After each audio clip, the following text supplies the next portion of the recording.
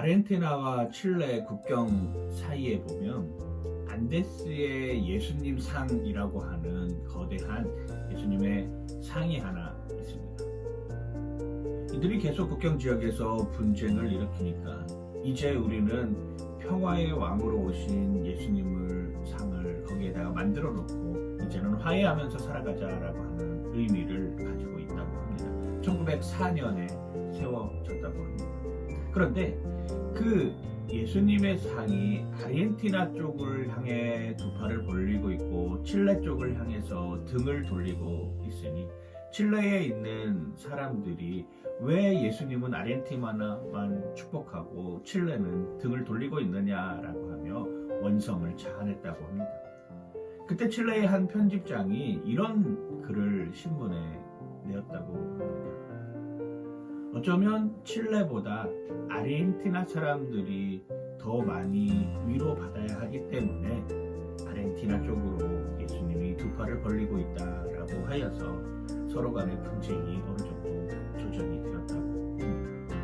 우리는 지금 분노 사회에 살고 있습니다.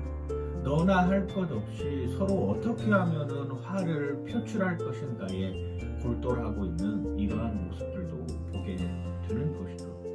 요즘 코로나 바이러스로 인하여서 공공장소에서 마스크를 쓰는 것이 당연시 여겨지고 특히 버스나 지하철 같은 곳에서는 당연히 마스크를 써야 되는 것을 강제적으로 의무화시키고 있습니다. 그럼에도 불구하고 어떤 사람들은 내가 마스크를 안 쓰는데 왜 너희들이 간섭하냐며 그 지하철을, 그 버스를 운행하지 못하고 중단시키게 만드는 요소들이 있는 것이죠. 이러한 일이 벌어지는 이유들이 무엇일까요? 그렇습니다. 바로 나만 생각하기 때문이죠. 그리스도인들은 세상의 분노에 대해서 어떻게 해야 될까요? 그리스도인들이 당하는 세상으로부터의 공격, 질타에 대해서 우리는 무엇으로 답을 해야 될 것인가요? 오늘 시편 129편에는 계속 우리를 괴롭히고 있는 그들이라고 하는 단어가 등장을 합니다. 시편 129편 1절은 이렇게 표현합니다. 이스라엘은 이제 말하기를 그들이 내가 어릴 때부터 여러 번 나를 괴롭혔다. 내가 신앙생활함에 있어서 하나님 앞에 가려고 할 때 나를 괴롭히는 그들은 여전히 존재하고 있습니다. 그들은 나를 어떻게 올가맬까?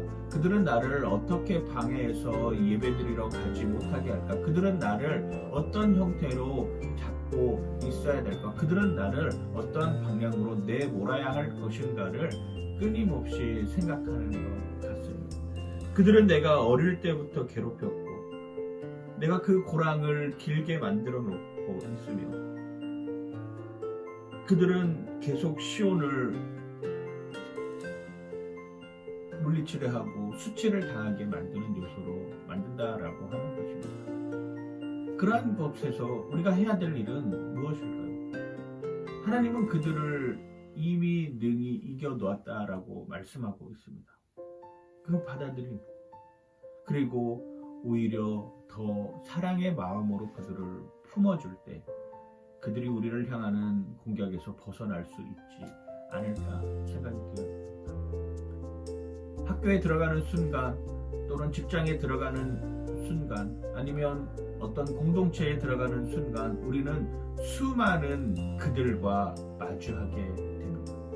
그런데 그 수많은 그들과 마주하는 순간 속에서 내가 하나님에 대해서 온전히 알지 못하면 그들과 휩싸일 수밖에 없습니다. 왜? 그들은 무지하여서 하나님을 알지 못하기 때문이죠. 하나님에 대한 사랑을 한 번도 경험해보지 못했기 때문에 나에게 달려드는 것입니다. 우리는 이제 그리스도의 사랑이 어디에서부터 시작되어야 되는지 알고 있습니다.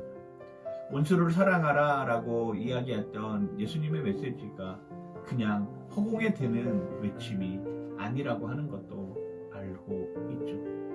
그 허공에 대한 외침이 아니라고 하는 것을 살면서 삶으로 증명해 내야 되는 것이죠. 그래서 더 정직을 요구할 수밖에 없습니다. 그래서 더 분노의 사회에서 사랑을 실천할 수밖에 없는 것이죠. 물론 쉽지 않은 일입니다. 저도 쉽지 않은 여정입니다. 그래도 그 말씀을 기억하고 있느냐 기억하지 못하느냐라고 하는 것은 크나큰 차이라고 할 수 있을 것입니다. 우리의 삶 속에서 우리의 신앙 속에서 그리스도의 사랑을 실천하며 살아가는 여러분들 되시길 주님의 이름으로 간절히 축원하고 축복합니다. 파이팅!